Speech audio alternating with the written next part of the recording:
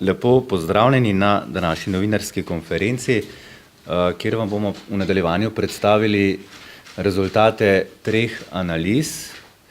In sicer bodo rezultate predstavili gospa dr. Anita Kušar z Inštituta za nutricionistiko, dr. Janez Posedi, direktor uprave za varno hrano in pa gospa Breda Kutin, Zveze potrošnikov.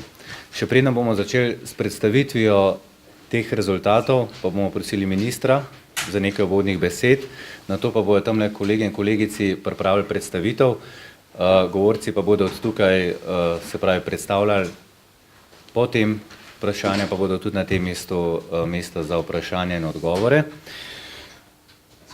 Tako da glede na časovno dimenzijo nekako planiramo, da bi 10:30 tole novinarsko konferenco zaključili, zato jaz kar predlagam, ker se nam mudi, da minister začnemo in vabam na govornico. Spoštovane gospe, spoštovani gospodje, zahvaljujem se vam, ker ste se udeležujete današnje tiskovne konference. Nam se je zdelo korektno, da preden predstavimo rezultate na zasedanju pristojnih ministrov, ki bo potekalo v ponedeljek in torek, in bomo med drugim govorili tudi o problematiki dvojne kakovosti, da predstavimo rezultate v Sloveniji.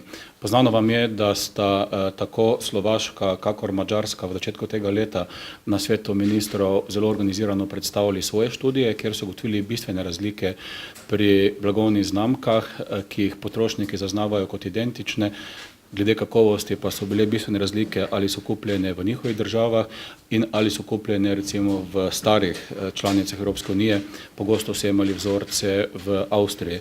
Tam so celo ugotavljali, da v bistvu izdelki, ki so jih sami označili kot manj kvalitetne, potrošnik pa jih ni ločeval med sabo, so praviloma imeli celo višjo ceno, kakor če kupijo recimo v Avstriji. Takrat smo kot država Slovenija takoj zavzeli stališče, da je to nedopustna praksa, da izdelki, ki potrošniki zaznavajo kot identične, morajo imeti tudi iste kakovostne parametre, saj po našem mnenju gre dejansko za zavajanje potrošnikov, ki je še tudi po obstoječi praksi Evropske unije prepovedano, in tudi pristojna evropska komisarka, ki se je takrat udeležila našega srečanja, je to potrdila in tudi obljubila ukrepanje. Nas pa se je zaprosila, da zberemo čim več podatkov in tudi najavila, da bo sredi tega leta razprava. Na podlagi tega smo se mi odločili naslednje. Bili smo veseli, ker je Inštitut za nutricionistiko, njegova predstavnica je tudi tukaj v bistvu na svojo pobudo že sam pri tem opravil pregled na podlagi deklaracije. In bom vesel, gospoda, da ste tukaj z nami. Tudi to vašo raziskavo bomo predali našim kolegom in svetu ministrov in Evropske komisije. Na našo pobudo je uprava za varno hrano opravila primerjave tako na ravni deklaracij, kakor tudi že analitike. Omejitev uprave za varno hrano je, da ne more jemati vzorcev izven Slovenije, je pa iskala v različnih trgovskih sistemih po različnih dobavnih poteh, kjer je skušala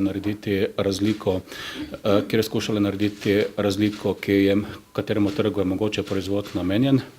Potem pa smo šli v javni razpis, kjer smo hoteli, da preko potrošniške organizacije, ki pa ima možnost, da jemlje vzorce tudi v tujini, da se potem še preko tega opravi analiza.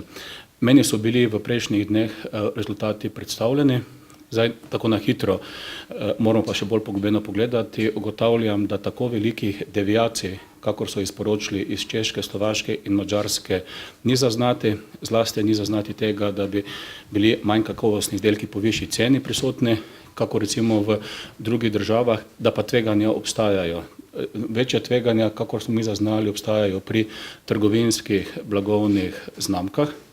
O tem bomo tudi obvestili Evropsko komisijo in svet ministrov, sami pa smo se že na ministrstvu odločili, da na tem področju, torej tveganja na trgovinski blagovni znamki, nadaljujemo aktivnosti v drugi polovici tega leta naprej. Tako da bomo nadaljevali z javnimi naročili, saj želimo priti zadevam do dna. Najlepša hvala. Hvala lepa, minister. Tu sem v uvodu povedal, pa k predstavitvi najprej vabim dr. Anito Kušar z Inštituta za nutricionistiko.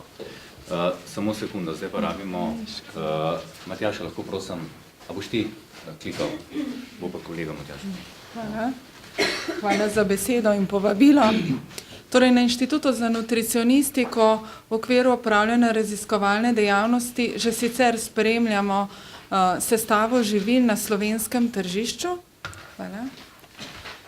In v začetku letošnjega leta, potem, ko je več vzhodnoevropskih držav izpostavilo različne kakovostne standarde pri proizvodnji živil na različne trge, smo na inštitut prejeli več vprašanj v zvezi s tem, na katera pa nismo mogli dati odgovora, ker nismo razpolagali s podatki. Kot naš prispevek k informirani razpravi smo zato marca izvedli primerjavo označene sestave predpakiranih živil, ki so na prodaj v Sloveniji in Avstriji.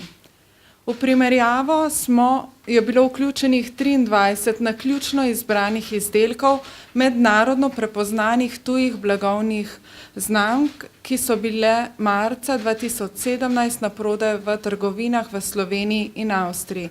Naj povem, da smo s tržišča odvzeli približno še enkrat toliko izdelkov, vendar med sabo niso bili v tolikšni meri primerljivi, da bi lahko zajeli v primerjavo vse. Torej skupaj smo potem primerjali 23 izbranih izdelkov. V primerjavo so bila vključena le primerljiva živila, predstavljena na enak ali zelo podoben način, in primerjali smo sestavo in hranilno vrednost na podlagi deklaracij oziroma označb živil. In sicer so bila v obravnavo zajeta živila iz kategorij sadni sokovi, brezalkoholne pijače, žita za zajtrk, konzervirane ribe, kavni napitki, čokolade in čokoladni namazi. Kakšni so bili rezultati? Pri posameznih živilih v Sloveniji smo našli podatke o hranilno nekoliko manj ugodni sestavi z vidika posameznih hranil, hkrati pa smo našli tudi primere, ko je bilo to obratno.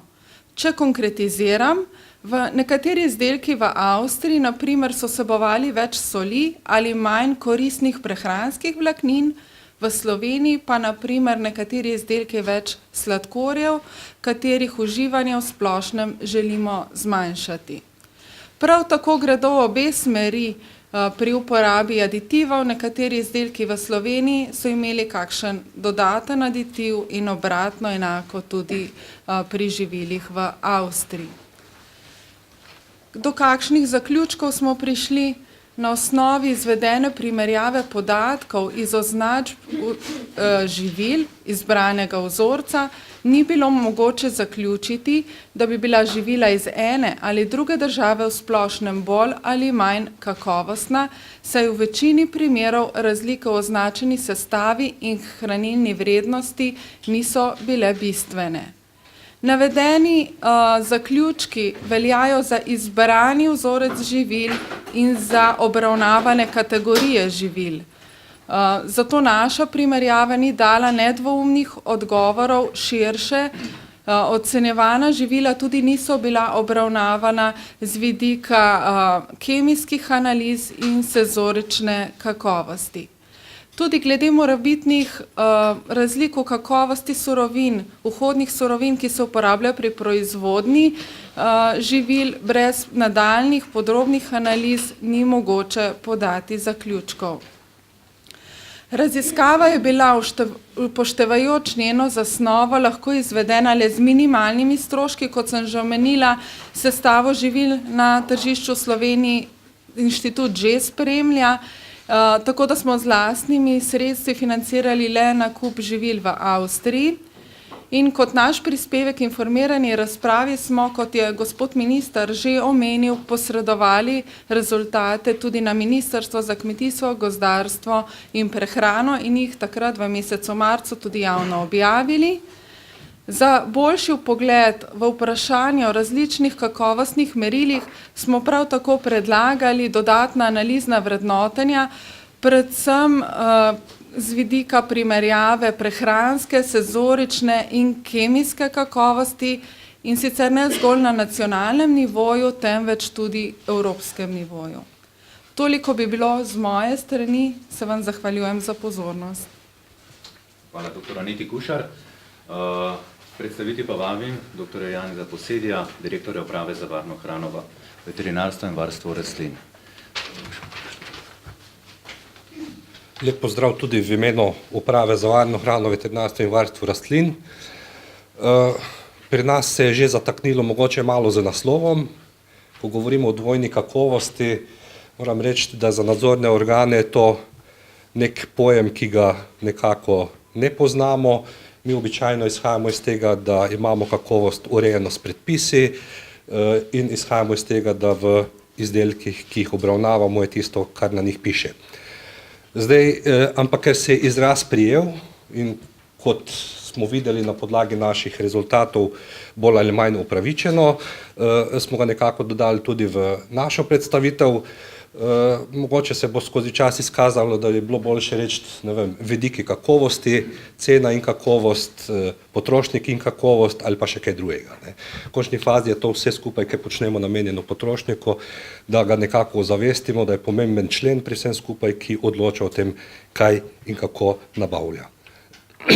Zdaj, uprava ima pač svoje pristojnosti, mi si svoje vloge ne moremo izbrati, z predpisi je urejeno, kaj počnemo in mi smo pristojni na področju pač živil živalskega izvora, rastlinskega izvora, neke izjeme obstajajo, to so pač prehranska dopolnila oziroma zelo specifične formulacije otroška hrana in pa polne mešanice, torej tistih mi ne nadziramo.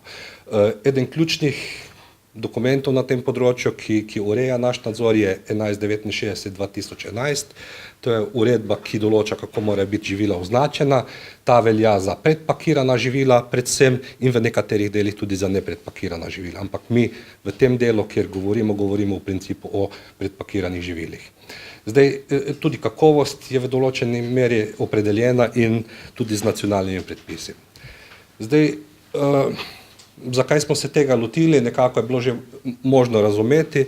Kolegi v državah, nekaterih državah so zaznali to problematiko in tudi v naših medijih se je pojavilo veliko vprašanj, tako da smo se potem, ko so bili prvi rezultati strani Inštituta za nutricistiko na voljo, nekako usedli in razmislili, kaj je tisto, kaj mi lahko v tem delu uredimo. Zdaj, pot do tega, kaj je sploh možno, je bila nekoliko zahtevnejša. Kolegi na Madžarskem, Slovaškem, Češkem so se odločili, da se zapeljejo čez mejo in tam izvedejo neka vzorčenja. Mi, ali pa vsaj jaz, nisem pristaš tega, da bi izvajal nadzore v državah, kjer nisem pristojen ali pa nismo pristojni, zato smo nekako poskušali sploh ugotoviti, kaj bi bilo ustrezno in kako bi sploh lahko prišli do vzorcev. In nobena skrivnost ni, v Sloveniji imamo kar nekaj trgovinskih verig ali pa trgovin, ki imajo različne nabavne poti za iste izdelke. Potem, ko smo nekako ugotovili, da je možno, smo seveda izdelke šli po trgovinah poslikati, na podlagi slik smo ugotovili, kaj je primerljivo, kaj ni, pa smo šli izdelke nakupiti, na kar smo ugotovili, da pa niso tako podobni, kot izgledajo na slikah, tako da smo se res zelo omejevali in na koncu smo pač še določili postopke, po katerih bomo ravnali, torej da bomo izvedli neke analize in pa zahtevali oziroma nekako pričakali tudi od laboratorija, ki dela te zadeve, da dobimo tudi ocene o skladnosti. In v primeru, da niso izdelki skladni z tistim, kar morajo biti, da tudi seveda pride do odprave teh neskladnosti. Zdaj, vzorcev je bilo v našem primeru 22, mi smo delali v parih, torej en je bil slani prigrizek, potem je bil čokoladni namaz, pol so bile 4 različne čokolade, oziroma čokolade, pol so bile napolitanke, piškoti, bomboni in pa instant kakao. V teh izdelkih smo nekako z analizo preverjali, ali je navedba na deklaracijah, kjer imamo deklaracije na izdelkih, skladna z tistim, kar je navedeno in različne parametre probali tudi določiti oziroma pogledati, v kolikor odstopajo. Rezultati so bili taki, da smo zaznali neka odstopanja. Zdaj, izdelke smo razdelili na to, kaj je vzhodni trg, kaj je zahodni trg, na podlagi tega, kaj je bilo primarno natisnjenih, torej kadar je šlo za jezike iz področja vzhoda, to je češko, slovaško, madžarsko, romunsko, bolgarsko ali pa kaj drugega takega, smo jih opredelili, kot da so proizvedeni za vzhodni trg, kadar pa so bili jeziki gor uporabljeni, ne vem, nemščina, italijanščina, angleščina, pa smo nekako izhajali iz predpostavke, da so za zahodne trge. In v tem delu smo